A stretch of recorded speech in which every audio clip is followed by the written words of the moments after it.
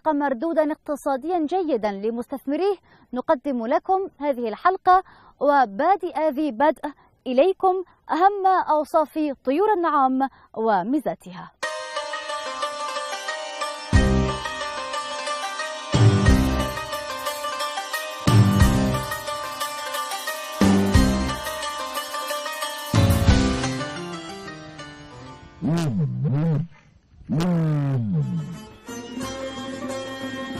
النعام أضخم طائر على وجه الكرة الأرضية، مشهور بسرعته الفائقة، تبلغ سرعته عند العضو بحدود 60 كيلومترا. سماه العرب بالطائر الجمل نظرا لما فيه من خلقة الطير والجمل، لضخامة جسمه وطول عنقه وقدرته على العيش في المناطق الصحراوية.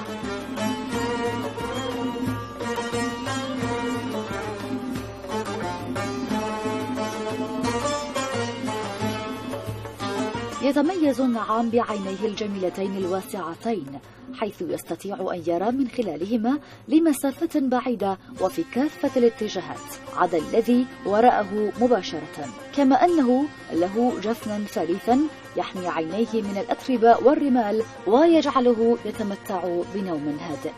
إنهما جميلتان حقا.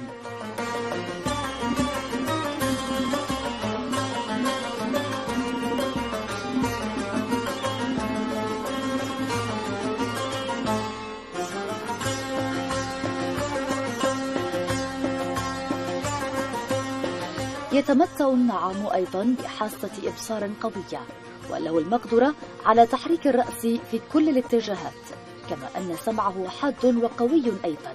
هذه الأوصاف تساعده على تجنب أي أخطار قد يتعرض لها.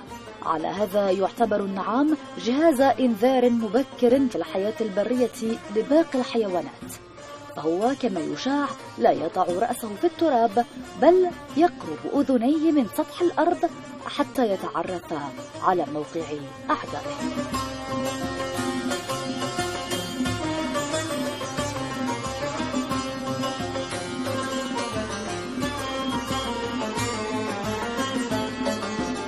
مشروع تربية النعام رغم أنه ما زال في بداية مشواره، إلا أنه يبشر بميلاد صناعة جديدة لإيجاد مصدر غذائي جديد في إيران اليوم. فبيئة إيران ومناخها وتوفر الكفاءات والتخصصات الإيرانية في هذا المجال وازدياد الوعي بأهمية لحوم النعام والدعم الحكومي لتشجيع مثل هذه المشاريع الاقتصادية، كل هذه العوامل أسهمت في دخول عدد كبير من المستثمرين في مشروع تربية النعام الذي تطور في البلاد تطورا ملحوظا.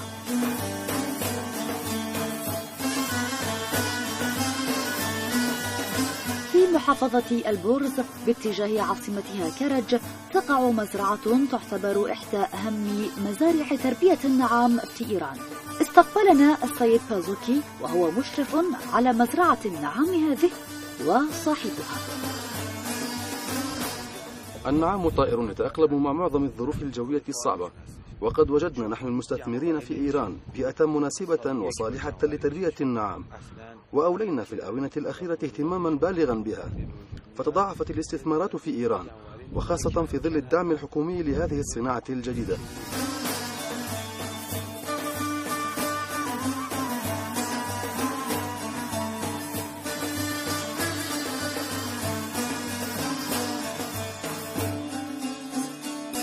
ومن بين المستثمرين في مزارع النعام التقينا السيد رضوان منذ 6 سنوات، ثم حولها إلى مزرعة تجارية لتربية النعام وإكثاره وبيع لحمه وجلده وريشه. لقد شرح السيد رضائي فكرة مشروع تربية النعام ومدى نجاحها في إيران، حيث كانت المزرعة أول إنشائها ب60 طائرة نعام.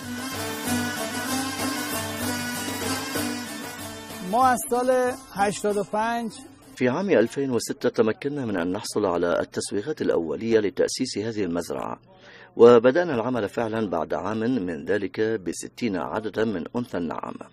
وحسب الدراسات الأولية التي قمنا بها وجدنا هذه المنطقة في ورامين مستعدة لإنتاج النعام، وعلى هذا الأساس حاولنا الاستثمار في هذه المزرعة، وبحمد الله وبجهود العاملين هنا والتخطيط الصحيح وصل إجمالي إنتاجنا هذا العام من النعام إلى 10,000، وإن شاء الله سنفتتح قريبا المراحل التالية والمستقبلية لهذا المشروع كوحدة الذبح المتطورة التي قمنا بإنشائها، وستفتتح قريبا وغايتنا الوصول إلى إنتاج 20,000 طائر سنويا إن شاء الله.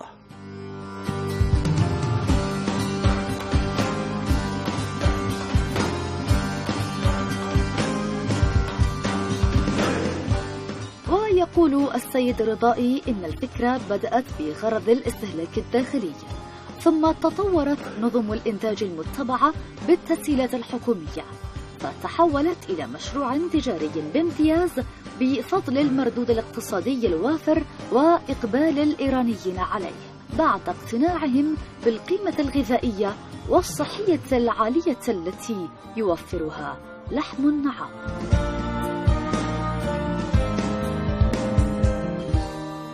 تختلف نظم الإنتاج التي يتبعها مربو طيور النعام حسب الغرض من النشاط الإنتاجي.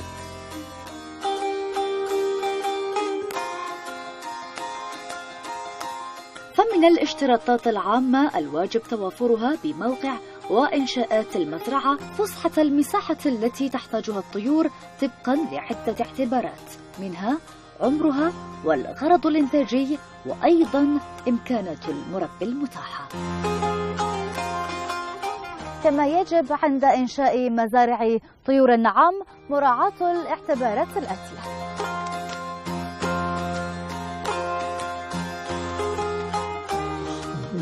مراعاة عدم وجود حواف حادة أو خشنة في السور كي لا يؤدي لإصابة الطيور بجروح عند ارتطامها أو احتكاكها به، وأن يكون السور مرتكزا تماما على سطح الأرض منعا لدخول أي حيوان غريب لداخل المزرعة، ويجب أن تكون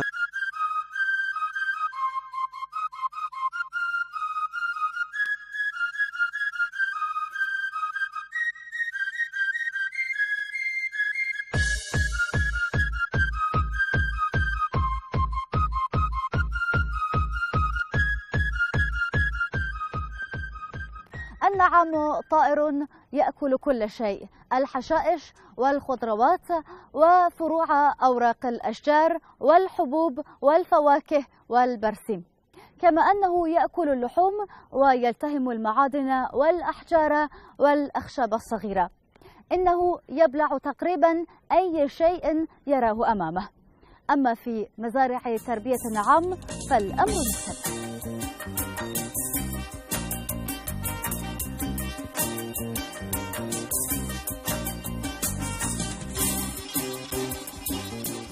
تعتبر التغذية السليمة والمتزنة من العوامل المحددة لنجاح مشروع إنتاج النعام.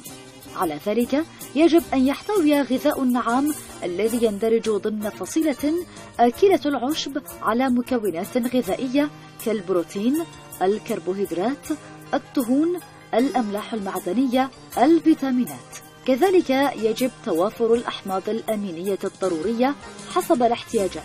كذلك يجب الاهتمام بالتغذية الخضراء والخشنة.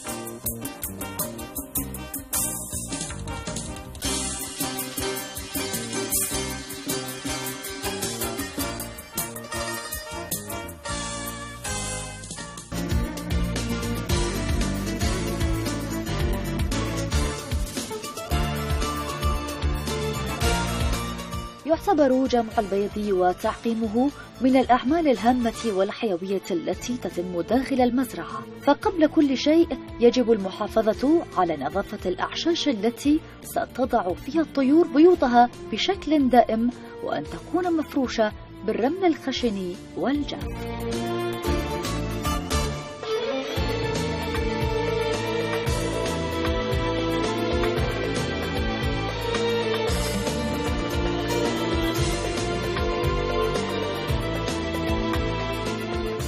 يمكن كتابة أي معلومات على البيضة كرقم المسرح ورقم البيض وتاريخ الوضع.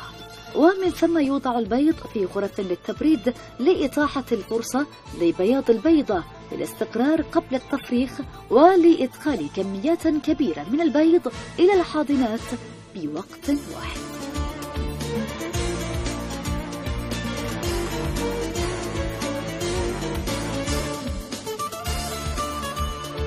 أفضل موسم للإنتاج هو شهر آذار حتى نهاية تشرين الأول، هذا ويعتبر طول النهار ومدة التعرض للضوء هي العامل المحدد لبداية موسم التربية في المناطق البيئية المختلفة.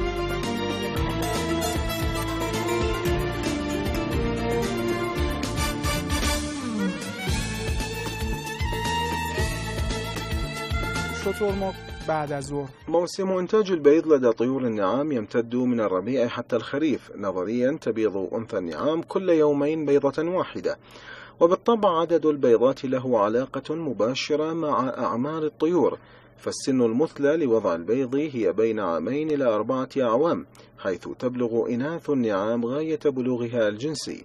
فأنثى نعام ذات عامين يمكنها أن تضع 15 إلى 20 بيضة، وتزداد البيضات عددا خلال السنوات القادمة حتى السن السابع.